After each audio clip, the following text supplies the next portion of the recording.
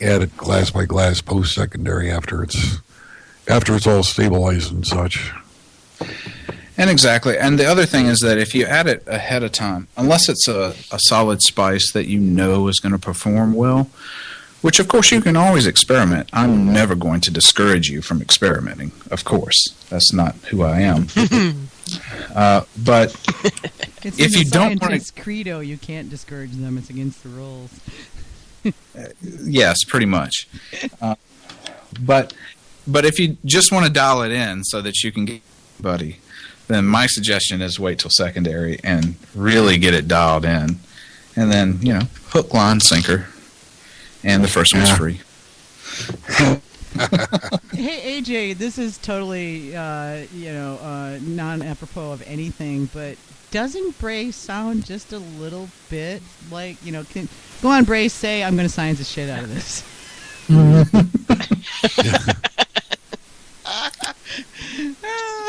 That's what you got to do. You do. You sound a little bit like Matt Damon. Just saying.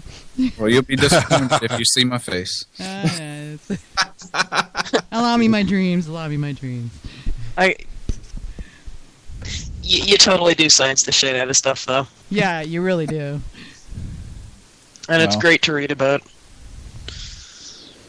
Well, it's like now, I read, I research. It's kind of my thing. I do that. That was one thing I was wanting to ask about your BOMM protocols. Is have you managed to incorporate Fermentation into it, or is that still in the workings? Actually, every single one of my short meads uses Fermentation. It performs very well. It performs very well with low alcohol meads, and in addition, you can add it all up front and not have to mess with it ever again. Really? Yes. That's nice. So it's the combination. I think the best way that I've ever heard it put is that the difference between extreme efficiency and laziness is a very fine line. To the untrained eye, extreme efficiency almost looks like laziness. Now, anybody who's ever read Robert Heinlein knows this to be true. I mean, you go read, I can't forget the character he's got, but the guy looks like he's totally being lazy, but in reality he's like super brilliant, and he's just made it really, really efficient. Yeah, so that's what I like to do.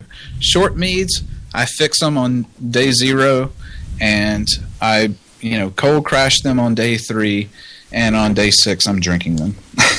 Nice. Not quite that quick with my hydromels, but it's close. And I actually half the time I forget to use nutrients in those, and they do just fine. And the fermentation's done really, really quick, and then they drop really, really clear, really, really fast, and then I can bottle curb them within a week or two of pitch. So that's where I need to send folks when I get these emails at my GotMead address saying, my daughter's wedding is a month, and I promised that I'd make mead for the wedding. What do I do? Talk to Bray. There you go. Yeah. Yeah. If you've got kegs, we can make it happen. That's right. Quick question. You mentioned that you had Dave's got go ahead, Doug, and then Dave will bring you up. Oh, you mentioned that you had the equipment on this nitrogen. I don't know if you've been following the Fermentation discussion about, is it 40? Should you dose it 40 parts per million or 50? Or I think Tosna has got a higher number than that. Have you actually done any testing with your equipment on the Fermentation and the various available nitrogens? The thing is that most... Okay, so you asked me to geek out. That's the only reason I'm going down this road. Just for sure. I did. We are a bunch of geeks here, so Seconded. I want to hear it too. Mm-hmm. So there's YAN, which is yeast amino nitrogen, which can be peptides or free. There's FAN, which is free amino nitrogen, which is mostly just your DAP, basically. Basically the easiest thing to digest possible. And then there's organic. So organic is... It's actually kind of ill-defined, but the best I can tell based on what I can read is it's kind of a combination of everything and the more complex stuff. So Fermate O falls into that third category, making it very, very difficult to measure directly because the yeast have some ability to break it down to a degree where they can actually use nitrogen out of it that your testing would not necessarily pick up. That's why when you look at the product inserts and stuff, it's so confusing because they can't just say that it's got this much yan or fan in it. They've got to say, oh, well, it looks like it has this effectiveness. Well, that's not very helpful for those of us who actually like numbers. Mm-hmm. But the truth of the matter is... Especially when most of the research is done on grape must. Yeah. Exactly. And you do realize that your experimentation in this area is going to cause me to call you separately and say, hell, can you help me create a table for mead makers with these yeasts? So, just saying, you've already, dug your own grave. If you want to come up with some grant funding, sure. Ooh, good answer. Let's see if we can. Let me make some phone calls. Yeah. Chocolate pear mead? Yeah, absolutely. Right? So my pedigree has 2 Nobel laureates very early, so, we can make that happen. Okay, we're going to go there, are we? All right, I see how it is. So in any event, I think it's very difficult to measure based on any known system that we currently have. That's pretty tough to tell. All I do know is that 1388 seems to be on the high end of needing nitrogen, and 71B, which is what the Tosna protocol was built off of, is exactly low. All right, so here's the thing. Low and high is very abstract. And I think it's just based on what winemakers over the years have kind of surmised by doing this over and over again. It's not really based on any solid numbers, which is all fine and good if you're working with grape must, but we're not. So we have to deal with what we got. And I could probably sit down and in a couple of weeks figure out a Fermate thing, and I will eventually. But I have so many things on my list. Well, maybe I'll send you one of the Jan calculators that I've been messing with that it already has a table built in for the differing requirements for nitrogen of the various yeasts that Lallemand and Lavin puts out. But the thing is, I think as mead makers, we're a little bit on our own on this front. Yes, we are. Yep. And so I think if we're going to get any answers on this, we've got to do it. We've got to work together and we've got to do it. Because it looks like the industry so far, yes, I understand that mead making and meaderies are increasing, and that's very good, and I want to see that go further. But I also recognize that there's a certain point in which the honey runs out, right? So I'm a little bit concerned about where those two things meet up. How far can we go before our supply is just no longer available to us? And that's an excellent point. Mike Fall, Rabbit's Foot, actually did something, and I'll have to see if I can dig it up. Was on the American Mead Makers Association page several months ago, but he actually did the math on growth trends. Cool. It was, you'd love it. I'm actually a member of AMMA, and I didn't know that. Yeah, it was on their Facebook page, so go on the page and see if you can search it out. But he had, and I may have it somewhere. I'll dig around and see. I want to say that I saved or copied it, but not 100% sure. So I'll look and, we'll see if we can track it down. Because I think it'd be an interesting conversation to have about that, where, does the rock meet the hard place in terms of mead growth versus honey availability. And he did the math and came up with some pretty scary numbers. It was not a good, nobody wanted to talk about it. It was like all this, what about them Braves? It was, there was a whole lot of, look over here. kind of. Then you'll just have to come to Canada, where we have to have 100 hives in order to have a meadery. Yeah. Well, and that's a really sensible way to approach it, I think. I mean, I know that it just doesn't help if you're trying to start small. I mean, saying you can only use your own honey. Okay, I'm hijacking that. And saying you're right. you can only use your own honey is one thing, but saying you have to make this much honey in order to even get on the ride is just a little bit hard for the small guy. It should be a ramp.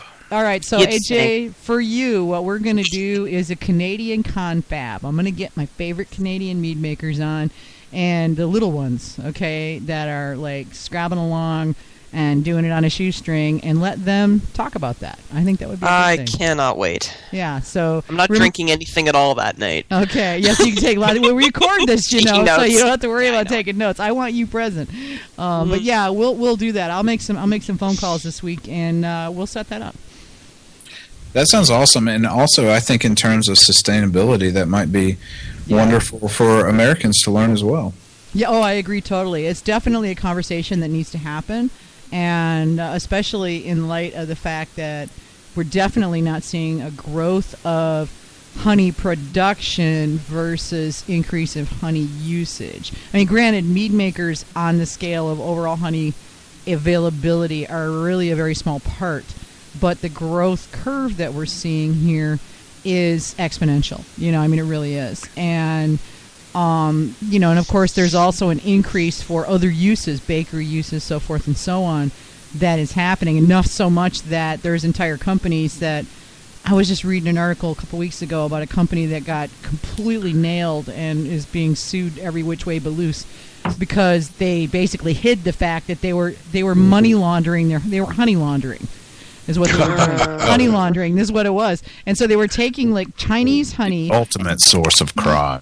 Yeah, they were taking Chinese honey and shipping it through like 3 or 4 different countries before bringing it into the United States and labeling it as Polish or South American or or Panamanian or something, and trying not to let anybody know that it was Chinese honey. But the smart cookies were going, if we do a pollen analysis of this, we can see that blah blah blah. So. These don't grow in there. Long story short, they got busted, eventually. But they were even going so far as to filter large amounts of honey to get the offending pollen that could be traced back to Chinese honey out of it, and then inoculating it with honey from other countries. I mean, it was like elaborate as crap. And the thing is that actually China has some really good honey. I know I work with a lot of Chinese people, and they can bring you honey that's back that's just like, wow, this stuff is awesome. The problem is we never see any of that. You just have to know who to talk to. And there goes the last of the Huckleberry Mead. I am so crying, man. Mr. Schultz, thank you so much. I'm going to miss this bottle of Huckleberry Mead. R.I.P. bottle of Huckleberry Mead. Yeah. You were well loved. You were well loved. You were drunk too soon. Goodbye, fair Huckleberry Mead. Sorry. just like your drink. You can tell we're in our cups. You can tell what happens when AJ and I have had 3-4 glasses of mead. JB Cyclenut on Twitter has been kind of carrying on a little bit of a conversation, and he was going back to our conversation earlier about temperature rises and mead, fermenting and what it does temperature-wise. And he says that he's just started doing 14-gallon batches, and he's not having any trouble keeping the temperature down, and he's not seeing a temperature climb at all. I thought that was really interesting.